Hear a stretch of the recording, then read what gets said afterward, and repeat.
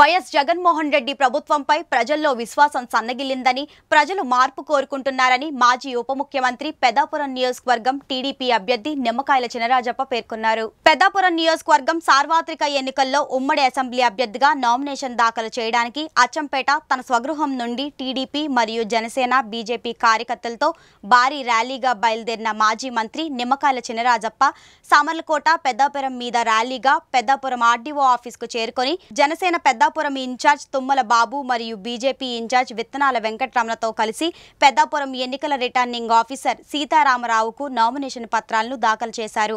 అనంతరం చినరాజప్ప మీడియాతో మాట్లాడుతూ కాకినాడ జిల్లా పెద్దాపురం నియోజకవర్గంలో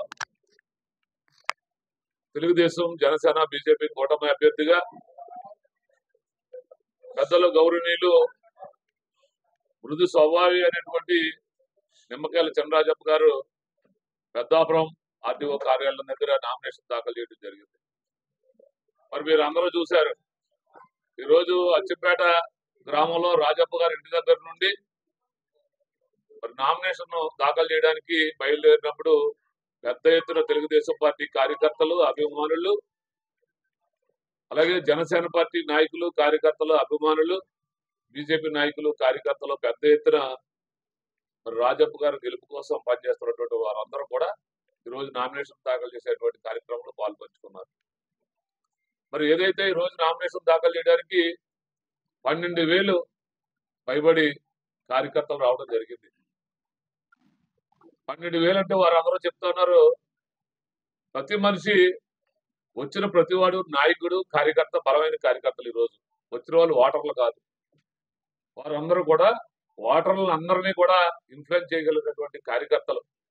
వారు పెద్దాపురం నియోజకవర్గంలో ఉన్నటువంటి ఓటర్లతో మమేకవుతున్నటువంటి కార్యకర్తలు, నాయకులు ఈ రోజు నామినేషన్ లో పంచుకున్నారు. ఈ రోజు పెద్దాపురం నియోజకవర్గానికి తెలుగుదేశం అనేది ఉమ్మడి అభ్యర్థిగా, తెలుగుదేశం జనసేన బీజేపీ ఉమ్మడి అభ్యర్థిగా ఇవాళ నామినేషన్ వేయడం జరిగింది. ఈ నామినేషన్కి మరి తెలుగుదేశం జనసేన బీజేపీ నాయకులందరూ కూడా రావడమే కాకుండా మా పార్టీ ముఖ్యులు, జనసేన ముఖ్యులు, బీజేపీ ముఖ్యులు అందరూ కూడా ఉదయం నుంచి కూడా ర్యాలీలోని నామినేషన్ తోటి కూడా పెద్ద ఎత్తున పాల్గొనడం జరిగింది. అందరికీ కూడా అభినందన తెలియజేస్తున్నాను. ఎందుకంటే ఇంత అభిమానం ఇలా 3 పార్టీలు కూడా ఎన్నికలు అభ్యర్థిత్వం పెంచిన ఎన్నికల కాడ నుంచి, అలాగే ఎప్పుడైతే పొత్తు కుదిరించిన కాడ నుంచి కూడా 3 పార్టీలు కూడా కలిసి ప్రచారం చేస్తున్నాం. ఇప్పటికే 40 రోజుల ప్రచారం జరుగుతుంది. అంతా కూడా బ్రహ్మాండంగా ప్రచారం చేసాం. అందరూ కూడా స్వచ్ఛందంగా పాల్గొంటున్నారు. ఇలా నామినేషన్ కూడా పెద్ద ఎత్తున 3 పార్టీ నాయకులు అందరూ కూడా అటెండ్ అవ్వడం జరిగింది. నిదర్శనం అదే. ఎందుకంటే ఇవాళ తెలుగుదేశం ఉమ్మడి రాష్ట్రంలో ఉమ్మడి కింద తెలుగుదేశం జనసేన, కేంద్రంలో బీజేపీ కలిసి ఇవాళ పోటీ చేస్తున్నాం.